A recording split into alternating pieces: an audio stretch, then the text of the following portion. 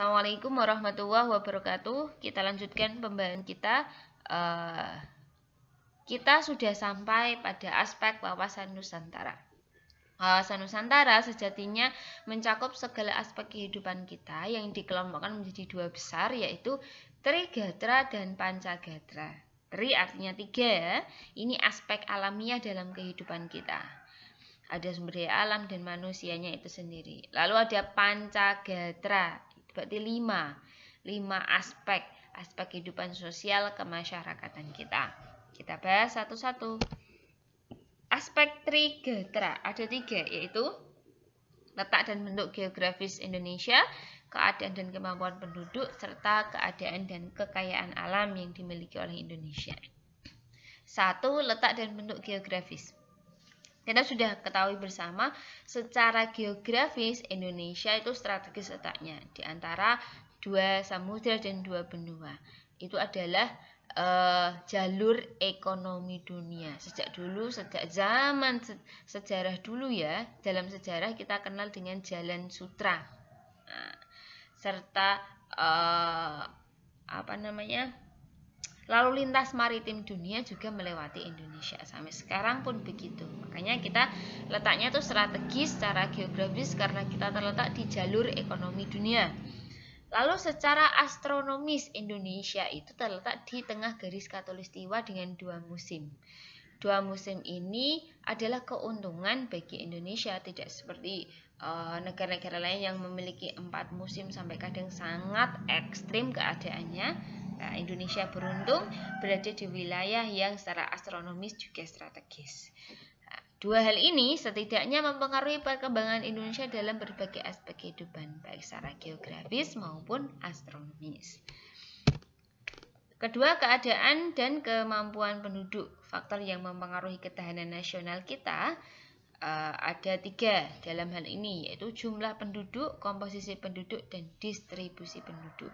Jumlah penduduk sendiri dipengaruhi oleh kelahiran, kematian, dan perpindahan manusia yang ada di dalamnya, atau penduduk itu sendiri. Di sini penambahan penduduk, kalau penduduknya bertambah, artinya tenaga kerjanya juga bertambah. Ini bisa berdampak positif dan negatif. Kalau bertambah berarti potensinya pun bisa dikembangkan lebih banyak, meningkatkan produktivitas dan lain sebagainya. Sedangkan kalau pertambahan tenaga kerja itu tidak skillful, tidak punya keahlian, maka berdampak negatif jika kualitas SDM-nya rendah, justru malah menimbulkan banyak pengangguran dan persoalan baru. Lalu komposisi penduduk dipengaruhi oleh fertilitas, tingkat kelahiran, tingkat kematian, dan migrasi penduduk juga. Angka kelahiran yang tinggi akan menunjukkan bahwa akan terjadi peningkatan komposisi penduduk golongan muda. Komposisi penduduk itu apa saja? Ada komposisi menurut umur, jenis kelamin, agama, suku, bangsa, tingkat pendidikan, dan lain sebagainya. Kalau fertilitasnya tinggi, artinya golongan penduduk golongan muda pun meningkat. Maka akan ada tantangan dan persoalan baru. Soal penyediaan fasilitas pekerjaan, lowongan pekerjaan, perluasan fasilitas pendidikan, dan lain sebagainya. Itu dari segi komposisi penduduk. Selanjutnya adalah distribusi penduduk atau persebaran penduduk. Konsepnya adalah untuk mewujudkan kesejahteraan penduduk, distribusi atau banyaknya penduduk di suatu wilayah itu seharusnya seimbang. Jadi pembangunan lebih mudah dilaksanakan. Strategi pemerintah untuk mewujudkan hal tersebut bisa melalui program transmigrasi, perpindahan dari daerah padat menuju daerah yang belum terlalu padat atau jarang penduduknya, membuat pusat-pusat pengembangan atau growth center. Pengembangan apa, jadi lebih terpusat dan terkontrol. Lalu ada pusat-pusat industri, itu adalah untuk mengatur distribusi penduduk. Lalu ada keadaan dan kekayaan alam. Kita semua sudah tahu bahwa Indonesia adalah negara yang kaya raya, sumber daya alam dan mineralnya melimpah, termasuk keanekaragaman hayati, biota laut, fauna, flora, semuanya itu adalah anugerah Tuhan yang tak ternilai harganya. Nah, itu dimanfaatkan untuk kepentingan rakyat dan kemakmuran rakyat. Pemanfaatannya harus melaksanakan prinsip 3 ini: asas maksimal, asas budaya saing, asas lestari. Asas maksimal, sumber daya alam tersebut dikelola untuk kemakmuran rakyat, dimaksimalkan untuk kemakmuran rakyat, bukan untuk kepentingan pengusaha saja. Asas lestari, sumber daya alam dikelola dengan memperhatikan keseimbangan alam, sustainable, berkesinambungan. Lalu asas budaya saing, sumber daya alam dikelola secara maksimal dengan memaksimalkan potensi masyarakat untuk mengolahnya sehingga menghasilkan produk berdaya saing tinggi. Nah, inilah aspek dari Trigatra. Selanjutnya aspek Pancagatra, ada 5 bidang: bidang ideologi, politik, ekonomi, sosial budaya, dan pertahanan keamanan. Bidang ideologi kita adalah ideologi Pancasila. Dasar negara kita, dasar kita berperilaku sebagai anak bangsa adalah Pancasila. Maka untuk mewujudkan ketahanan ideologi Pancasila, supaya Pancasila tetap eksis, maka kita harus mempelajari, menghayati, dan mengamalkan nilai-nilai Pancasila dalam kehidupan nyata. Bidang politik, dalam kehidupan politik antara pemerintah dan rakyat sangat diperlukan hubungan yang dinamis antar mereka, antara masyarakat dan pemerintah. Masyarakat bertugas memberikan input atau masukan aspirasi, lalu pemerintah bertugas membuat kebijakan publik.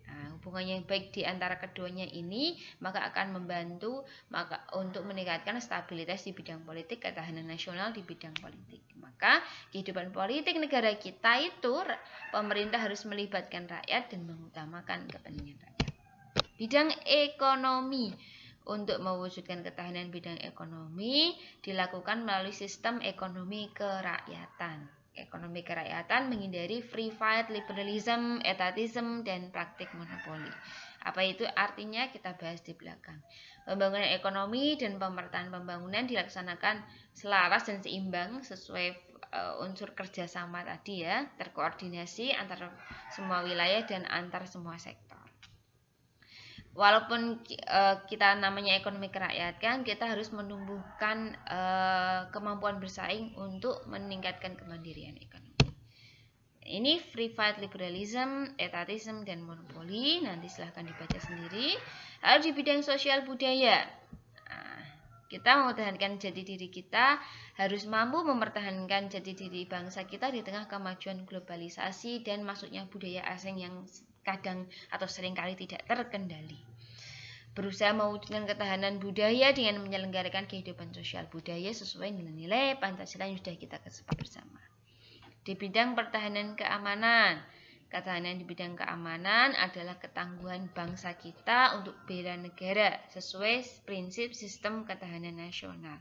Apa saja prinsipnya? Kita bangsa Indonesia cinta damai, tapi kita lebih cinta kemerdekaan kita. Jangan sampai kita mau diinjak-injak lagi oleh bangsa lain yang ingin mementingkan kepentingan mereka sendiri. Pertahanan keamanan berlandaskan landasan idealnya Pancasila, landasan konstitusionalnya UUD 45, dan landasan visionalnya wawasan Nusantara. Pertahanan keamanan adalah upaya terpadu melibatkan segenap potensi dan kekuatan nasional, baik militer maupun sipil. Pertahanan keamanan diselenggarakan dengan sistem Sishankamnas dan Sishankamrata. Sudah pernah mempelajari ini. Oke, itu pembelajaran kita kali ini. Semoga bermanfaat. 9 menit nih, udah cukup ya. Semoga bermanfaat. Terima kasih. Assalamualaikum warahmatullahi wabarakatuh.